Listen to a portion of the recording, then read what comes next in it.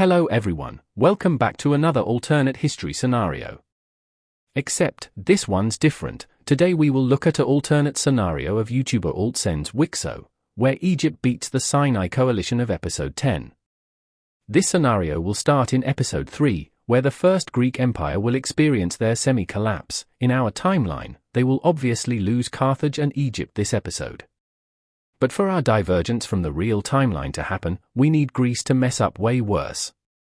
After the loss of Carthage and Egypt, Greece will begin retracting many rights from their other colonial territories. This will quickly lead South Italy to fall over to Carthage, and with this, the Turkish will also rebel and set up their own state as well. Now that we can come back to our real timeline, we can see things go pretty much the same, other than a weakened Greece. Speaking of, episode 10 starts with Egypt invading into Greece, and the Egyptian Empire will still do the same. They will begin this invasion with an island-hopping campaign. This will go very well for Egypt. Cyprus, Rhodes, and eventually Crete all fall over to Egypt. Greece is handling this war very horribly, and begin heavily taxing their provinces to help build up for their counterattack.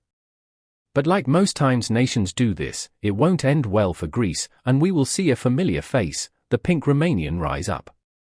Although this isn't their core territory, they will still be fighting for what they can.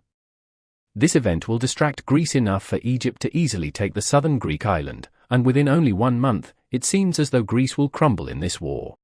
After these constant Greek failures, the Middle Eastern Defense Pact will declare war on Egypt, vowing to put an end to their conquests once and for all. Surprisingly, Egypt was ready for this, and immediately rushes troops into Sudan. They will mostly let Sudan live as a sort of puppet state, leading the peoples to not rebel as much. We will also see Egypt not go out and try to invade Bahrain. They already had too many fronts, it would be stupid to waste going out there. Now their main front, a huge line between Turkey, Caucasia, and Mesopotamia. Back to the Greek front, Egypt is inching up the Greek mainland, and Turkey doesn't know how to get troops to them. Until they get a plan, they request access to send troops to Greece through West Turkey. They will decline, leading Turkey to invade into West Turkey. This will be a swift invasion. Although it's going successful, it's the final thing to lead the Square Alliance to decide not to join. Not only in this timeline did they never see the Egyptian invasion plans, but seeing Turkey do equally bad things, the Square Alliance will decide to sit out this war. Not long after this, we will continue to see Egypt push into their neighbors, although West Turkey will capitulate, leading lots of supplies to come to Greece, helping them push back. We will see Pink Romania sign a peace treaty with Greece. After seeing the Turks make a connection with Greece, Pink Romania doesn't want to risk getting jumped again. Mesopotamia will fall over to Egypt. They simply weren't fit for this war. We will also see Caucasia flee to the Caucasus Mountains, along with Bahrain deciding to leave the war. After a while, Ukraine will come to a decision: should they join against the Diamond Alliance and get land from Turkey? Or should they join against Egypt to help put down the Pink Romanian rebellions, seeing as Pink Romania was aligned with Egypt? After a rough decision, they decide on war with Turkey and rush troops into the nation, although they are kind slowed by the Caucasus. This is the final thing to make the Diamond Alliance collapse, and they will sign a peace treaty in Cairo. In the peace treaty we will see a massive Egypt. To start, Sudan will be fully annexed. Bahrain will be left alone, Turkey will be split up, including Egypt gaining a puppet state, although Turkey will still survive. Greece will also be divided, although once again still remaining. And lastly, Mesopotamia will be split and turned into a puppet.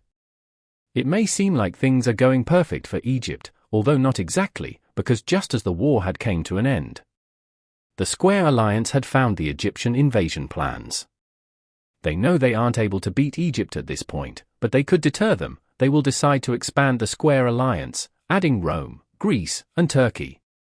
Now to go a bit ahead in time, in episode 12 we see the Square Alliance heavily expand. The alliance pretty much becomes an anti-Egypt and anti-Baikal alliance, expanding all the way to Russia and far down to Arabia, in attempt to surround Egypt and Baikal. There's 2 countries bordering Egypt that didn't join, one Baikal, as the alliance is opposed to them, but also because the Egyptian and Baikali empires have positive views on each other.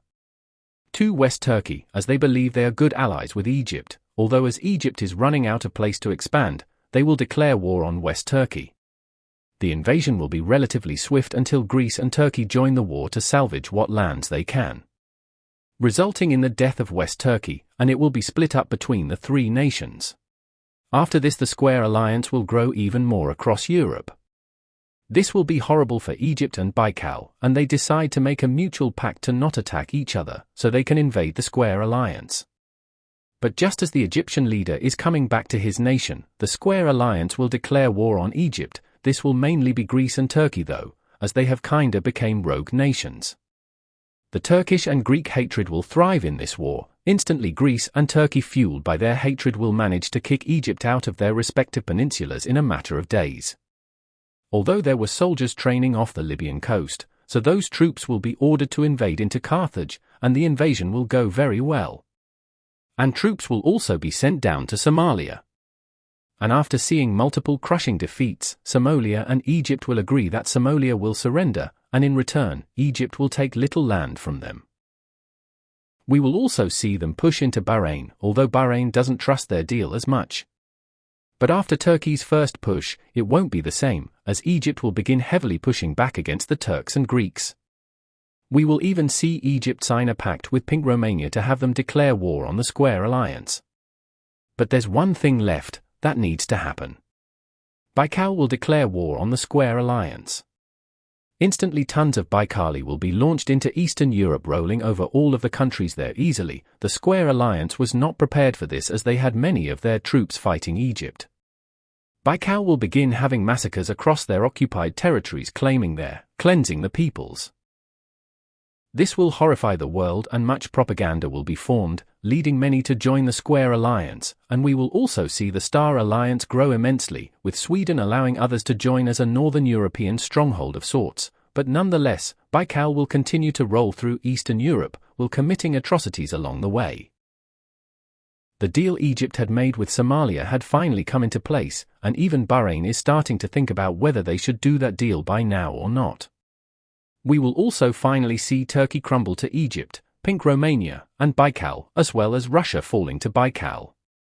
After this insane moral boost, we will see Baikal continue to push even further into Eastern Europe, making almost the whole Square Alliance collapse. Pretty much every nation at this point has came to the choice, Square or Star, and in fear most will pick Star. Even enemies such as the Red and Blue teams will join each other in the fight against Baikal. Of course, Baikal isn't carrying this war though. Egypt is making huge gains in Carthage and Italy, and the African front is pretty much done for the Square Alliance. We will also see Bahrain finally agree to the Egyptian deal. This will be the final nail in the coffin. The Square Alliance has fell to Egypt and Baikal, leading to them winning this war. Although the Star Alliance will continue to fight on, it seems as though all hope is lost. Well, not exactly. Seeing as Baikal had finished its ambitions in Europe, and was moving troops back east. The Asians, in fear, will make their own trapezoid alliances. Although many of these countries don't have great relations, it's better to defend against the main problem at the moment. With all this paranoia spreading across the world, we will even see the Indians temporarily unite and join the trapezoids in fear of Baikal. Even Indonesia will join. After this, Baikal won't know where to expand. Until they get an idea, a horrible idea, but one at that.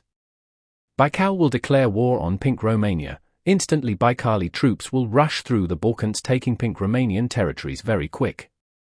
Egypt is very opposed to this, as they were relatively good allies, Pink Romania, but at the end of the day Baikal is a much more important ally, or at least that's what they thought. 1 month later, Baikal will declare war on the Empire of Egypt. Across all fronts, hundreds of thousands of Baikali troops will rush across every Egyptian front line. Italian front? Baikali. Turkish front? Baikali. Every front Egypt has will collapse. They will beg to the Star or Trapezoid alliances as a savior, although they won't budge. Egypt has lost all hope. Just because they beat the Sinai coalition didn't mean they could win this too.